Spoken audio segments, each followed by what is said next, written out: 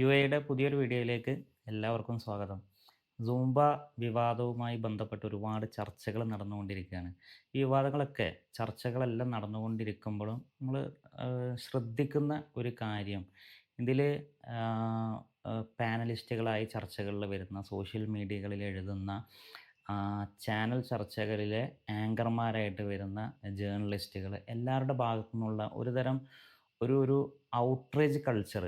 അത് ഒരു വ്യക്തി ഒരു ഡിസഗ്രിമെൻറ്റുമായിട്ട് വരുമ്പോൾ, അതല്ലെങ്കിൽ ഒരു വിഭാഗം ഒരു ഡിസഗ്രിമെൻറ്റുമായിട്ട് വരുമ്പോൾ, അതിനോടൊരു അങ്ങേയറ്റത്തെ ഒരു ഇൻറ്റൻസീവായ ഒരു നെഗറ്റിവിറ്റിയോട് കൂടിയിട്ടുള്ള ഒരു കളക്റ്റീവ് അറ്റാക്ക്. അതൊരു ക്യാൻസൽ കൾച്ചറിൻ്റെ ഒക്കെ ഭാഗമായിട്ട് സോഷ്യൽ മീഡിയ രംഗത്തുള്ള ഒരു ഔട്ട്റേജ് കൾച്ചറാണ്. ഒരാളെ കൂട്ടമായി ആക്രമിക്കുക.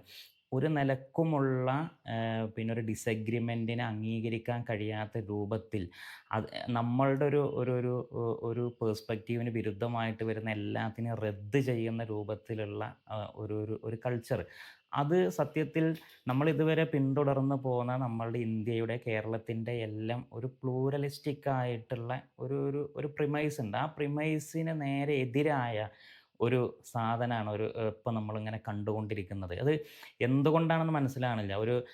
മുസ്ലിം വിഭാഗത്തിലെ നേതാക്കളാണ് ഈ ഇത്തരം ഒരു പിന്നെ ഒരു പരിപാടിക്കെതിരെ രംഗത്ത് വന്നത്. അവരവരുടെ ഒരു വിയോജിപ്പ് പ്രകടിപ്പിച്ചത് കൊണ്ടാണോ എന്നുള്ളത് തോന്നിപ്പോവാണ്. കാരണം ചാനൽ ചർച്ചകളിൽ വന്നിരിക്കുന്നവർ എല്ലാം, സോഷ്യൽ മീഡിയയിൽ എഴുതുന്നവരെല്ലാം പ്രയോഗിക്കുന്ന ചില പദങ്ങൾ, പാകിസ്ഥാനിലേക്ക് പോവുക, താലിബാനിസ്റ്റുകളാവുക, ഹിജ്റ പോയിക്കോട്ടെ, ഇത് ആ രൂപത്തിലുള്ള പ്രയോഗങ്ങളെല്ലാം നമുക്ക് മനസ്സിലാക്കി തരുന്നത് ഇത് പിന്നെ വളരെ പ്രിജുഡൈസ്ഡ് ആയിട്ടൊരു വിഭാഗത്തിന് നേരെയുള്ള ആക്രമണം എന്നുള്ള നിലക്കാണ്. നിങ്ങൾ ആലോചിച്ച് നോക്കുക, നമ്മൾ സൂംബ ഡാൻസ് ഇവിടെ പിന്നെ കേരളത്തിൽ എനിക്ക് തോന്നുന്നത് 1-2 ദശാബ്ദ കാലമായിട്ടെല്ലാം പിന്നെ പല രൂപത്തിൽ നടന്നുകൊണ്ടിരിക്കുന്നുണ്ട്. ഇവിടുത്തെ മറ്റ് പല കോർപ്പറേറ്റ് ട്രെയിനിങ്ങുകളിൽ, അല്ലെങ്കിൽ മാനേജ്മെൻറ്റ് ട്രെയിനിങ്ങുകളിൽ, അതേപോലെ തന്നെ പ്രത്യേകം സൂംബ നൃത്തങ്ങൾ ജിമ്മുകൾ പോലത്തെ സ്ഥലങ്ങളിൽ ഫിറ്റ്നസ് ട്രെയിനിങ്ങുകളെല്ലാം നടന്നുകൊണ്ടിരിക്കുന്നുണ്ട്. അതിനൊന്നും ആരും എതിർക്കാൻ പോയിട്ടില്ല. പക്ഷേ ഒരു ഒരു പൊതു സ്പേസായ വിദ്യാലയം പോലത്തെ സ്ഥലങ്ങളിൽ, പൊതുവിദ്യാലയങ്ങളിൽ ഇതൊരു സർക്കുലറോട് കൂടി നടപ്പാക്കുകയും എല്ലാവരും പങ്കെടുക്കണമെന്ന് പറയുകയും ഒക്കെ ചെയ്യുമ്പോൾ അതിനോടുള്ള പിന്നെ വിയോജിപ്പ് പ്രകടിപ്പിച്ചുകൊണ്ട് ഒരു കൂട്ടം ആളുകൾ വരികയാണ്. അത് അവരുടെ ഡിസഗ്രിമെൻ്റ് കേൾക്കാൻ നമ്മളും കൂടിയും അതിന് തയ്യാറാണ്. വരൂ നമുക്കിരുന്ന് സംസാരിക്കാം എന്ന് പറയേണ്ടിടത്ത് അത് ഒരു താലിബാനിസമാണ് എന്നൊക്കെ പറഞ്ഞ് എതിർക്കുന്നതിൻ്റെ ഒരു യുക്തി എന്താണെന്ന് മനസ്സിലാവണില്ല. അങ്ങനെയുള്ള ഒരു ഇൻക്ലൂസീവ് എഡ്യൂക്കേഷൻ ആണല്ലോ നമ്മൾ ഇത്രയും കാലം പിന്തുടർന്ന് പോകുന്നത്. നമ്മളുടെ ഒരു ഇന്ത്യയുടെ ഒരു ഡൈവേഴ്സിറ്റി എന്നൊക്കെ പറയുന്നത് എല്ലാത്തിനും ഒരു പിന്നെ ഡിഫറൻ്റ് ആയ ഒപ്പീനിയൻസ് ഉണ്ടാകുമ്പോൾ ഒപ്പീനിയൻസിനെ മുഴുവൻ നമ്മൾ കേൾക്കുക. അതാണല്ലോ ഒരു ഡെമോക്രാറ്റിക് സൊസൈറ്റിയുടെ ഒരു വിശാലത, ഒരു കളർഫുൾനെസ് എന്നൊക്കെ പറയുന്നത് അതാണ്.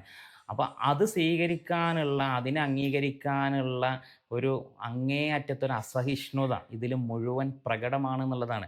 2020 NCERT ഇൻക്ലൂസീവ്നെസ് ഇൻ എഡ്യൂക്കേഷൻ എന്ന് പറഞ്ഞൊരു ഡോക്യുമെൻ്റ് ഇറക്കിയിട്ടുണ്ട്. വിദ്യാഭ്യാസത്തിൽ സ്കൂളുകളിൽ എത്രത്തോളം ഇൻക്ലൂസിവിറ്റി കൊണ്ടുവരണം എന്നുള്ളതിനെക്കുറിച്ച്. അപ്പം അതിൽ പ്രത്യേകിച്ച് എടുത്തു പറയുന്നൊരു സംഗതിയാണ് പിന്നെ റിലീജിയസ് ആൻഡ് കൾച്ചറൽ ആയിട്ടുള്ള വിഭാഗങ്ങളുടെ, മൈനോരിറ്റീസിൻ്റെ അവരുടെ പിന്നെ വാല്യൂസിനെ പ്രത്യേകം പരിഗണിക്കണം എന്നുള്ളതിനെക്കുറിച്ച് ഒരുപാട് ഭാഗങ്ങൾ ഈ ഇൻക്ലൂസിവിറ്റി ഇൻ എഡ്യൂക്കേഷൻ എന്നുള്ള ഡോക്യുമെൻറ്റിൽ NCERT പുറത്തിറക്കിയ ഡോക്യുമെൻ്റാണ് 2020. അതിൽ പ്രത്യേകം പറയുന്നുണ്ട്. അതിൽ ഈ റിലീജിയസ് വാല്യൂസ്, അതേപോലെ തന്നെ കൾച്ചറൽ വാല്യൂസുമായി ബന്ധപ്പെട്ട് എന്തെങ്കിലും സെൻസിറ്റീവ് ഇഷ്യൂസ് വന്നാൽ അത് കൈകാര്യം ചെയ്യേണ്ടതിനായി ടീച്ചേഴ്സിന് അതിൻ്റെ സ്പെസിഫിക് കോണ്ടെക്സ്റ്റിൽ ഉള്ള സ്പെഷ്യലായിട്ടുള്ള ട്രെയിനിങ് കൊടുക്കണം എന്നെല്ലാം പ്രത്യേകം പറയുന്നുണ്ട്. അപ്പോൾ ആ ഒരു ഇൻക്ലൂസിവിറ്റി പ്രത്യേകിച്ച് പൊതുവിദ്യാലയങ്ങളിൽ നമുക്ക് അങ്ങേയറ്റം ആവശ്യമാണ്. നമ്മൾ ഇത് സംസാരിക്കുന്ന സമയത്ത് പിന്നെ മുസ്ലിങ്ങളുടെ വിശ്വാസമാണ് ഇവിടെ പൊതുമണ്ഡലത്തിൽ വരുന്ന എല്ലാ സാധനങ്ങളെയും തകർക്കുന്നത്, ഇവർ മുഴുവൻ താലിബാനിസമാണെന്ന് പറഞ്ഞുകൊണ്ട് എന്ത് കാര്യമുള്ളത്?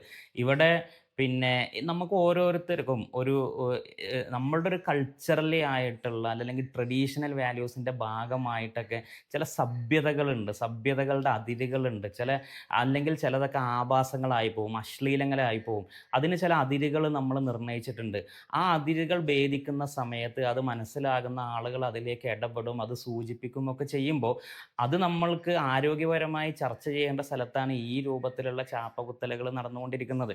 ഇപ്പോൾ കേരളത്തിൻ്റെ ചരിത്രത്തിൽ തന്നെ മോഹിനിയാട്ടം നിരോധിച്ച നാടാണ്. ഇപ്പോൾ സ്വാതന്ത്ര്യത്തിന് മുമ്പുള്ള കേരളത്തിൽ 1930കളിൽ അന്ന് തിരുവിതാംകൂർ മഹാറാണിയായ സേതു ലക്ഷ്മിബായി, അന്നത്തെ റീജൻ ക്വീനായ സേതു ലക്ഷ്മിബായി അന്ന് മോഹിനിയാട്ടം നിരോധിച്ചിട്ടുണ്ട്. മോഹിനിയാട്ടം നിരോധിക്കാനുള്ള കാരണം എന്താ വെച്ചാൽ അതിലുള്ള അശ്ലീലമാണ്. കാരണം അത് ഒരു ദേവദാസി സമ്പ്രദായവുമായി ബന്ധപ്പെട്ട് വന്ന സംഗതിയാണ്. അമ്പലങ്ങളിലുള്ള ദേവദാസി ഒരു തേവിടിച്ചി സമ്പ്രദായവുമായി ബന്ധപ്പെട്ട്, തേവിടിച്ചി എന്നുള്ള വാക്ക് തന്നെ പിന്നെ ദേവൻ്റെ അടിയുടെ അച്ചി അഥവാ ദേവൻ്റെ പാദ സേവ ചെയ്യുന്ന ഒരു സ്ത്രീ എന്നുള്ള നിലക്കാണ് ദേവദാസി, തേവിടിച്ചി എന്നുള്ള വാക്കുകൾ വരുന്നത്.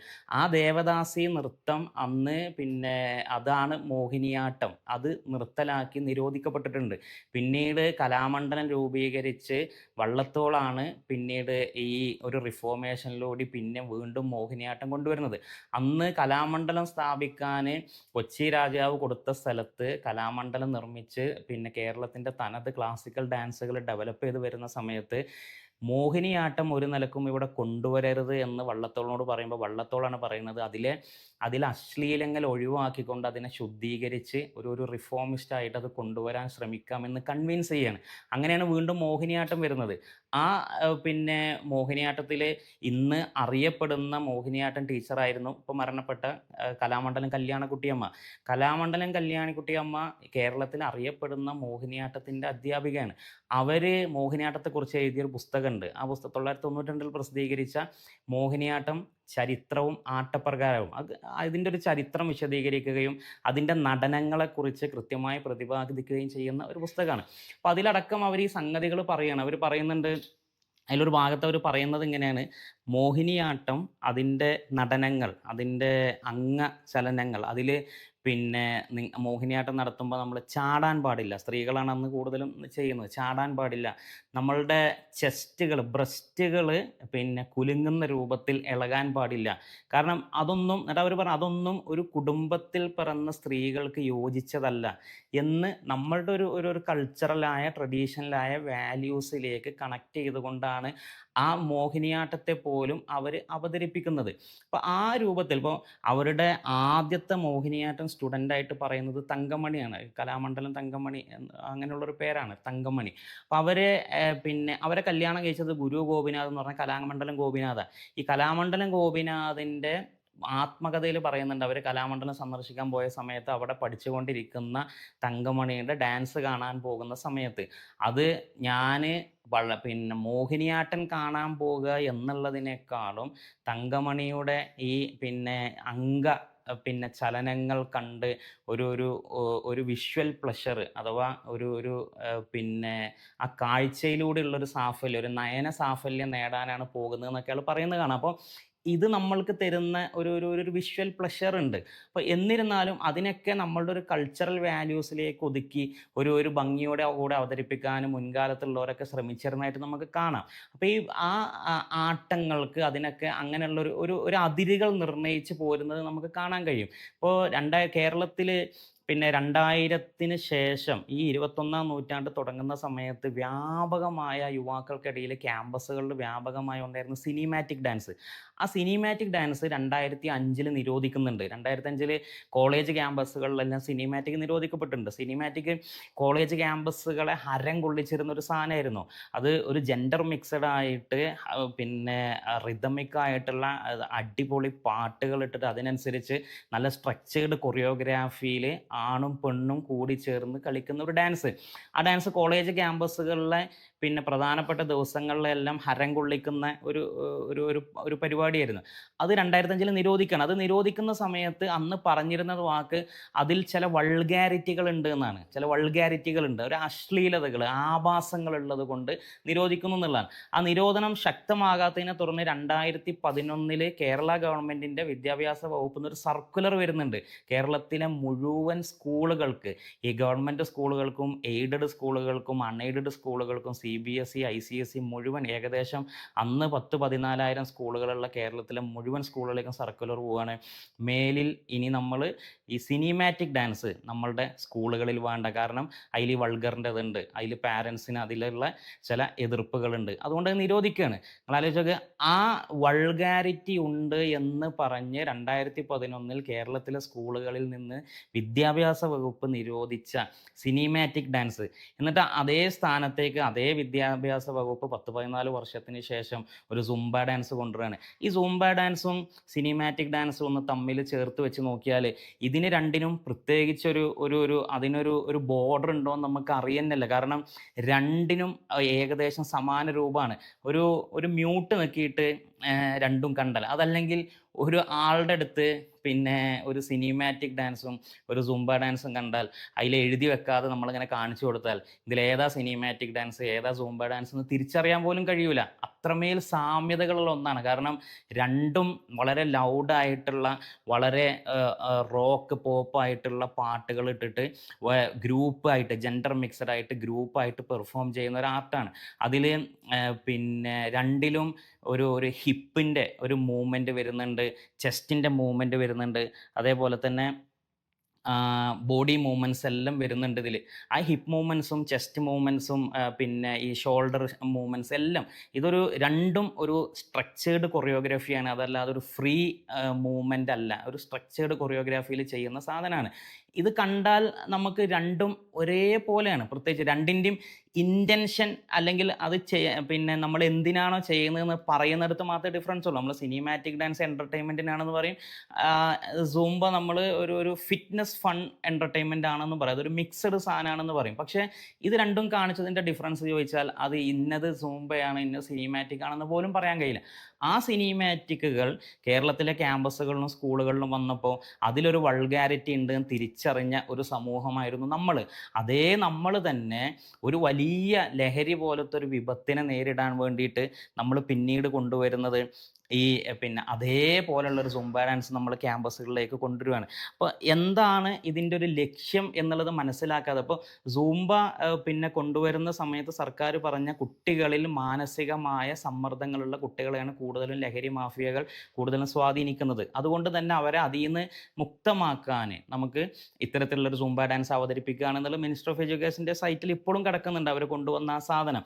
അത് ഈ മാനസിക സമ്മർദ്ദമുള്ളവർക്കാണ് ഈ ഇത്തരത്തിൽ പിന്നെ ലഹരിക്ക് കൂടുതൽ അടിമപ്പെടുന്നത് എന്നുള്ളതിൽ പഠനങ്ങളെല്ലാം പറയുന്നുണ്ട്. അപ്പോൾ എന്തുകൊണ്ട് അഡിക്ഷൻ സംഭവിക്കുന്നു എന്നുള്ളതിനെക്കുറിച്ച് കൃത്യമായി പഠനം നടത്തിയ കനേഡിയൻ സൈക്കോളജിസ്റ്റാണ് ബ്രൂസ് അലക്സാണ്ടർ. അദ്ദേഹത്തിൻ്റെ ഗ്ലോബലൈസേഷൻ ഓഫ് അഡിക്ഷൻ എന്നുള്ള പുസ്തകത്തിൽ ഇതിൻ്റെ കാരണങ്ങളെക്കുറിച്ച് കൃത്യമായിട്ട് പറയുന്നുണ്ട്. അദ്ദേഹം പറയുന്നത് ഈ അഡിക്ഷൻ്റെ കാരണം എന്നുള്ളത് ഒരു ഒരു ഒരു ഒരു ഡിസ്ലൊക്കേഷനാണ്. അതായത് മനുഷ്യൻ സമൂഹത്തിൽ നിന്ന് ഡിസ്കണക്റ്റഡായി പോകുന്നതാണ്. ആ ഒരു ഡിസ്ലൊക്കേഷനാണ്. അതിൻ്റെ ഒരു കോപ്പിംഗ് മെക്കാനിസം ആയിട്ടാണ് മനുഷ്യൻ സബ്സ്റ്റൻസുകളിൽ അഭയം തേടുന്നത് എന്നുള്ളതാണ്. അതിന് അദ്ദേഹം പറയുന്ന കാരണം അവിടെ മീനിങ് ഫുൾ ആയിട്ടുള്ള ലൈഫ് അവർക്ക് കിട്ടുന്നില്ല, പർപ്പസ് ഇല്ല, ഒരു സോഷ്യൽ കമ്മ്യൂണിറ്റി ബോണ്ടിങ് ഇല്ല. ഇതെല്ലാം നഷ്ടപ്പെട്ട ഒരാൾക്കാണ് ഈ ഡിസ്കണക്ഷൻ നടക്കുന്നത്. ഒരു ഒരു ഒരു ഡിസ്ലൊക്കേറ്റഡ് ആയിട്ട് പോവുകയാണ് ഒരു വ്യക്തി. ആ വ്യക്തി കണ്ടെത്തുന്ന ഒരു അഭയ കേന്ദ്രമാണ് സത്യത്തിൽ ഈ സബ്സ്റ്റൻസ് എന്നുള്ളത്. അതിൻ്റെ കാരണം എന്തുകൊണ്ടാണ് അങ്ങനെ പോകാനുള്ള കാരണം എന്നുള്ളത് ഒരു ഗ്ലോബലൈസേഷൻ്റെ ഭാഗമായിട്ട് വന്ന ഈ കൺസ്യൂമറിസം അതിൻ്റെ ഒരു ഭാഗമാണ്. ലിംബിക് ക്യാപിറ്റലിസം, മനുഷ്യൻ്റെ ഡോപ്പമിൻ ഹിറ്റിനെ ടാർഗറ്റ് ചെയ്തുകൊണ്ട് നടത്തുന്ന ഒരു ഒരു ക്യാപിറ്റലിസ്റ്റ് മാർക്കറ്റിംഗ് തന്ത്രങ്ങൾ, ആ ഒരു ലിംബിക് ക്യാപിറ്റലിസം ഇതിൻ്റെ ഭാഗമാണ്. മറ്റൊന്ന് ഹൈപ്പർ ഇൻഡിവിജ്വലിസമാണ്. ലിബറലിസം പ്രൊമോട്ട് ചെയ്യുന്ന ഇൻഡിവിജ്വലിസ്റ്റിക് ആയിട്ടുള്ള ഒരു സൊസൈറ്റി. ഈ ഹൈപ്പർ ഇൻഡിവിജ്വലിസം അവനവനിലേക്ക് തന്നെ ചുരുക്കുകയാണ്. ഇതെല്ലാം ഈ ഒരു വ്യക്തിയെ ഈ ടോട്ടൽ സൊസൈറ്റിയിൽ നിന്ന് ഡിസ്ലൊക്കേറ്റ് ചെയ്യുകയാണ്. അപ്പോൾ അവന് തിരിച്ചു വരാൻ വേണ്ടത് അവന് മീനിങ് ഫുൾ ആയിട്ടുള്ളൊരു ലൈഫ് വേണം എന്നുള്ളതാണ്. അവന് ഒരു സോഷ്യൽ ബോണ്ടിങ് ഉണ്ടാക്കണം എന്നുള്ളതാണ്. അവൻ്റെ ലൈഫിനൊരു പർപ്പസ് ഉണ്ടാക്കി കൊടുക്കണം എന്നുള്ളതാണ്. അതാണ് സത്യത്തിൽ നമ്മൾ ഇവർക്ക് കൊടുക്കേണ്ടത്. ഇതിന് വേണ്ടിയിട്ട് ഇപ്പോൾ പിന്നെ ഇന്ത്യയിലടക്കം NEP നാഷണൽ എഡ്യൂക്കേഷൻ പോളിസി 2020 അടക്കം നിർദ്ദേശിച്ച സംഗതികളുണ്ട്. മനുഷ്യൻ്റെ സോഷ്യൽ ഇമോഷണൽ ലേണിംഗ് കൂട്ടണം. 3 പ്രധാനപ്പെട്ട ഫൗണ്ടേഷണൽ സ്കിൽസിനെ കുറിച്ച് പറയുമ്പോൾ NEP 2020 ഇന്ത്യയിലെ നാഷണൽ എഡ്യൂക്കേഷൻ പോളിസി പറയുന്ന ഒന്ന് സോഷ്യൽ ഇമോഷണൽ ലേണിംഗ് ആണ്. ഇനി നാളെ വേണ്ടത് നമ്മളുടെ മക്കളെ ഒരു ഇമോഷണലി ഇൻ്റലിജൻ്റ് ആയിട്ട് വളർത്തിയെടുക്കാൻ വേണ്ടി സോഷ്യൽ ഇമോഷണൽ ലേണിംഗ് ആണ്. അതിന് പ്രത്യേക പ്രത്യേക കരിക്കുലം ഉണ്ട്. ആ കരിക്കുലം ഒക്കെ നമ്മൾ ക്യാമ്പസിലേക്ക് കൊടുന്ന് കുട്ടികളിൽ ഈ ഒരു ഇമോഷണൽ ഇന്റലിജന്റ് കൂട്ടാനും റെസിലിയൻസ് കൂട്ടാനൊക്കെയാണ് നമ്മൾ ശ്രമിക്കേണ്ടത്. അതിൻ്റെ പിന്നെ പകരമായിട്ട് ഈ രൂപത്തിലുള്ള പ്രത്യേകിച്ച് പഠനങ്ങൾ നടക്കാത്ത, പ്രത്യേകിച്ച് ബെസ്റ്റ് പ്രാക്ടീസസ് ആയിട്ട് എവിടെയും യൂസ് ചെയ്ത് കണ്ടിട്ടില്ലാത്ത സുംബ ഡാൻസുകളെ കൊണ്ടുവരുമ്പോഴാണ് അതിൽ പലർക്കും അവരുടെ വാല്യൂസിനോട് ചേർന്ന് നിൽക്കാത്ത സംഗതികൾ വരുമ്പോൾ അവരതിനോടുള്ളൊരു ഡിസഗ്രിമെൻ്റ് രേഖപ്പെടുത്തുന്നത് അങ്ങനെയാണ്. ഇപ്പോൾ ഡൽഹിയിൽ 2018-19 അവിടുത്തെ minister of education happiness curriculum ഇറക്കുന്നത്. ഈ ഹാപ്പിനെസ് കരിക്കുലം കുട്ടികളുടെ ഇമോഷണൽ ഇൻ്റലിജൻസിനെ ഡെവലപ്പ് ചെയ്യാനുള്ള ഒരു സോഷ്യൽ ഇമോഷണൽ ലേണിങ്ങിൻ്റെ ഭാഗമാണ്. അതിൻ്റെ കൃത്യമായ കരിക്കുലംസ് ഉണ്ട്, അതിൻ്റെ ആക്ടിവിറ്റീസ് ഉണ്ട്. ഇപ്പോൾ യുണൈറ്റഡ് നേഷൻസിൻ്റെ പിന്നെ ഒരു office of drugs and crime എന്നുള്ള അവരുടെ ഒരു പ്രത്യേക വിഭാഗമുണ്ട്, UNODC എന്ന പേരിൽ. അവർ ഒരു ഡോക്യുമെൻ്റ് പുറത്തിറക്കിയിട്ടുണ്ട്, ഒരു international standards on drug use prevention. അതായത് ഒരു ഡ്രഗ് യൂസ് പ്രിവെൻറ്റ് ചെയ്യാനുള്ള ഒരു ഇൻ്റർനാഷണൽ സ്റ്റാൻഡേർഡിൻ്റെ ഒരു ഡോക്യുമെൻ്റ് UN പുറത്തിറക്കിയതുണ്ട്. അതിൽ ഒരുപാട് കാര്യങ്ങളുണ്ട്. ചൈൽഡ്ഹുഡിൽ എങ്ങനെയാണ് നമ്മൾ ഡ്രഗ് പ്രിവെൻറ്റ് ചെയ്യാൻ എന്തൊക്കെ ചെയ്യണം, കുട്ടികളിൽ അവർ ഒരു മിഡിൽ ഇയറിൽ എത്തുമ്പോൾ എന്ത് ചെയ്യണം, അവർ അഡോളസൻസിൽ എത്തുമ്പോൾ എന്ത് ചെയ്യണം, അവർ യങ് ആകുമ്പോൾ എന്ത് ചെയ്യണം, അവരുടെ സ്കൂളിൽ എന്ത് ചെയ്യണം.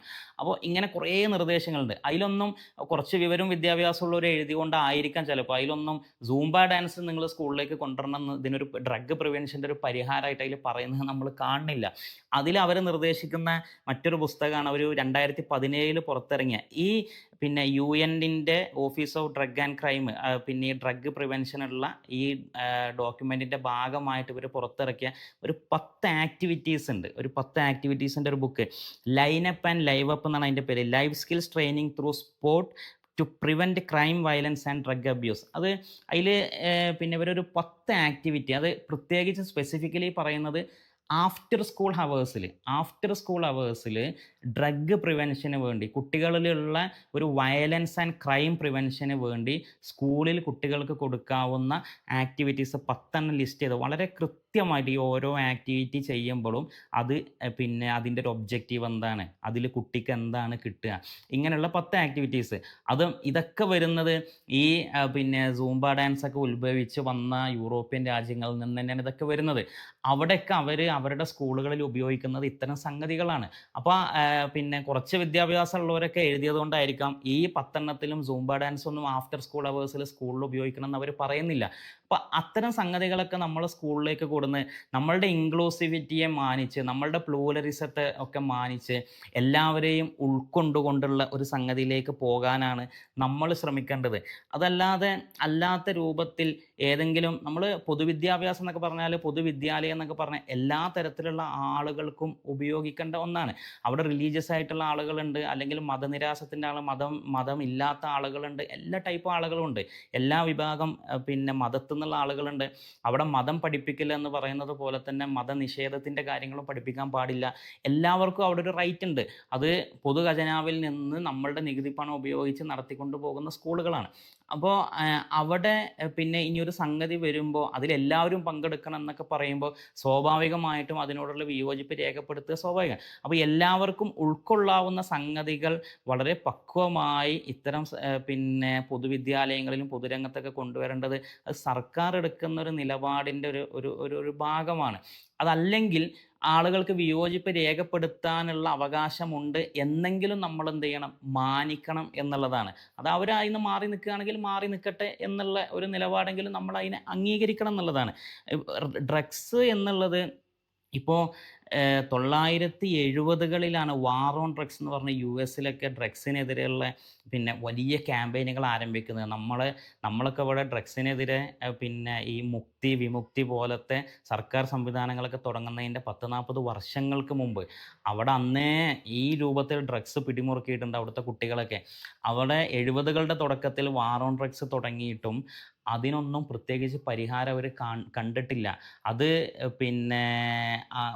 ആദ്യം അവർ ഡ്രഗ്സ് മുഴുവൻ നിരോധിക്കുന്ന തലത്തിലേക്ക് എത്തിയപ്പോൾ അവിടെ ഡ്രഗ് കാർട്ടൽസ് പല രൂപത്തിലും ബ്ലാക്ക് മാർക്കറ്റിലും ഇങ്ങനെയൊക്കെ വർദ്ധിച്ചു വന്നു. പിന്നീട് അവർ എത്തിച്ചേർന്ന് എന്താണെന്ന് വെച്ചാൽ ഡ്രഗിനെ ലീഗലൈസ് ചെയ്യാനും ഡ്രഗിനെ ഡീക്രിമിനലൈസ് ചെയ്യാനുമാണ്. ഇപ്പോൾ ഡ്രഗിനെ ഭയങ്കരമായി നിരോധിച്ച ഒരുപാട് യൂറോപ്യൻ രാജ്യങ്ങൾ, ഇപ്പോൾ പോർച്ചുഗൽ പോലെ, സ്വിറ്റ്സർലൻഡ് പോലെ, കാനഡ പോലെ പല രാജ്യങ്ങളും, അപ്പോൾ അതിൽ പലതും ലീഗലൈസ് ചെയ്യുകയും അത് പിടിക്കപ്പെട്ടാൽ അതിനെ ഡീക്രിമിനലൈസ് ചെയ്യുകയും ചെയ്യുന്ന ഘട്ടത്തിലേക്ക് എത്തി. ഇപ്പോൾ പിന്നെ അവരൊക്കെ പിന്നെ സ്കൂളുകളിൽ ഇത്തരം പ്രോഗ്രാംസ് നടപ്പിലാക്കിക്കൊണ്ട് കുട്ടികളെ ചെറുപ്പം തൊട്ട് അതിൻ്റെ ഒരു പ്രിവെൻഷൻ മെക്കാനിസത്തിലേക്ക് കൊണ്ടുവരികയാണ്. അപ്പോൾ നമ്മൾ നമുക്ക് ബെസ്റ്റ് പ്രാക്ടീസ് എവിടുന്നും എടുക്കാം. ബെസ്റ്റ് പ്രാക്ടീസ് നമുക്ക് എവിടുന്നും എടുക്കാം. ഒരു ലഹരി നിരോധിക്കുന്നതിലുള്ള ഏറ്റവും നല്ലൊരു ബെസ്റ്റ് പ്രാക്ടീസ് ലോകത്ത് കടന്നു പോയത് അത് 7-ാം നൂറ്റാണ്ടിലെ മദീനയിലാണ്. ആ മദീനയിൽ മദ്യം എന്നുള്ളൊരു ലഹരി അതിവ്യാപകമായി നിൽക്കുന്ന സമയത്ത് അവിടുത്തെ ഭരണാധികാരിയായ മുഹമ്മദ് എന്ന ഒരു ഭരണാധികാരി സല്ലല്ലാഹു അലൈഹി വസല്ലം, ആ മുഹമ്മദ് നബി സല്ലല്ലാഹു അലൈഹി വസല്ലം നമ്മൾ ഇന്ന് യൂറോപ്പിൽ കണ്ട ആദ്യം പ്രൊഹിബിറ്റ് ചെയ്യുകയും പിന്നെ അതിനെ ലീഗലൈസ് ചെയ്യുകയും എന്ന രീതിയിൽ നിന്ന് മാറി നേരെ ഓപ്പോസിറ്റ് ആയിട്ട് അത് വളരെ കൃത്യമായി നടപ്പിലാക്കി നമുക്ക് കാണാൻ കഴിയും. പ്രവാചകൻ സല്ലല്ലാഹു അലൈഹി വസല്ലം ഭരണാധികാരിയായ അദ്ദേഹത്തിൻ്റെ മദീന എന്ന രാജ്യത്ത് ഈ മദ്യം എന്ന ലഹരി വ്യാപകമായി നിൽക്കുന്ന സമയത്ത് അവിടെ ആദ്യം അതിനെ ലീഗലൈസ് ചെയ്യാണ്. നിങ്ങൾ പിന്നെ മദ്യത്തിൽ ചില തിന്മകളുണ്ട് അല്ലെങ്കിൽ ചില ദോഷങ്ങളുണ്ട് എന്ന് ജനങ്ങളെ ബോധവൽക്കരിച്ചു. പിന്നെ പറഞ്ഞു നിങ്ങൾ മദ്യപിച്ചോ, പക്ഷെ നമസ്കരിക്കാൻ വരുമ്പോൾ എന്ത് ചെയ്യണ്ട, മദ്യപിക്കണ്ട. മദ്യം അനുവദിച്ച് കൊടുക്കുകയാണ് ആദ്യ സമയങ്ങളിലെല്ലാം.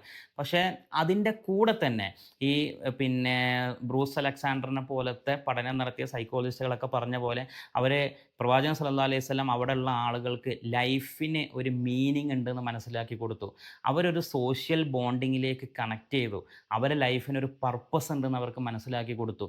ഇതുണ്ടായപ്പോൾ അവരുടെ ആ ഡിസ്ലൊക്കേഷൻ അത് മാറി അവരൊരു കറക്റ്റ് പിന്നെ ഒരു പർപ്പസിലേക്ക് വന്നു എന്നുള്ളതാണ്. എന്നിട്ടാണ് അവിടെ എന്ത് ചെയ്യുന്നത് വെച്ചാൽ ഈ ലഹരി നിരോധിച്ചതായിട്ട് ഒരു പ്രഖ്യാപനം വരുന്നത്. അത് വരുന്ന സമയത്ത് അവർക്കത് ഉപേക്ഷിക്കാൻ യാതൊരു പ്രയാസവും ഉണ്ടായില്ല എന്നുള്ളതാണ്. അപ്പോൾ പിന്നെ പ്രവാചകൻ സല്ലല്ലാഹു അലൈഹി വസല്ലം മദീനയിൽ ചെയ്തത് ആദ്യം ലീഗലൈസ് ചെയ്യുകയും പിന്നെ നിരോധിക്കുകയും ചെയ്യുക എന്നുള്ളതാണ്. പക്ഷേ അതിൻ്റെ ഇടയിൽ അദ്ദേഹം ഓരോരുത്തർക്കും ലൈഫിനൊരു പർപ്പസ് ഉണ്ടെന്നും മീനിങ് ഉണ്ടെന്നും അവരുടെ ഒരു സോഷ്യൽ ബോണ്ടിങ് കണക്ടിവിറ്റിയും ഉറപ്പുവരുത്തി എന്നുള്ളതാണ്. അതിലൂടെ മാത്രമാണ് നമുക്കൊരു ലഹരി മുക്തമായ ഒരു സമൂഹത്തെ നിർമ്മിക്കാൻ കഴിയുള്ളൂ. അതല്ലാത്തതെല്ലാം ഒരു ഷോർട്ട് ടേം ആയിട്ടുള്ളൊരു പ്രഹസനമായിട്ട് മാറും എന്നുള്ളതാണ്. അപ്പോൾ ആ രൂപത്തിൽ നമ്മൾ ഈ വിഷയത്തെ നോക്കിക്കാണണം. നമ്മൾ ഈ പിന്നെ ലഹരി പിന്നെ മാനസിക സമ്മർദ്ദം കാരണം തകരാറിലായ കുട്ടികളെല്ലാം ലഹരിയിലേക്ക് പോകുന്നു എന്ന് പറയുമ്പോൾ അതൊരു ലോങ് ടേമിൽ എത്രത്തോളം നമ്മളെ കുട്ടികൾക്കൊരു പരിഹാരമായി വരുമെന്നെങ്കിലും നമ്മളൊന്ന് ചർച്ച ചെയ്യാൻ ചിന്തിക്കുക, അതിനുള്ള പരിഹാരങ്ങൾ നോക്കുക എന്നുള്ളിടത്ത് നിന്ന് മാറി കുറേ ആളുകൾക്ക് പ്രയാസമുണ്ടാക്കുന്ന രീതിയിലുള്ള സൂംബ ഡാൻസ് പോലത്തെ സംഗതികൾ പിന്നെ നമ്മൾ സ്കൂളുകളിലേക്ക് കൊണ്ടുവന്ന് അനാവശ്യമായ ചർച്ചകൾ ഉണ്ടാക്കി നമ്മളെ പ്ലൂറലിസ്റ്റിക് ആയിട്ടുള്ളൊരു സൊസൈറ്റിക്ക് വിള്ളലുകൾ ഉണ്ടാക്കിയിട്ട് നമ്മൾ ഒരു സമൂഹത്തെ മുന്നോട്ട് കൊണ്ടുപോകൽ വളരെ പ്രയാസമായിരിക്കും. അപ്പോൾ ആ രൂപത്തിൽ ചിന്തിക്കാൻ നമുക്കെല്ലാവർക്കും സാധിക്കട്ടെ എന്ന് പറഞ്ഞുകൊണ്ട് വീഡിയോ അവസാനിപ്പിക്കുകയാണ്. അടുത്തൊരു വീഡിയോയിൽ വീണ്ടും കാണാം.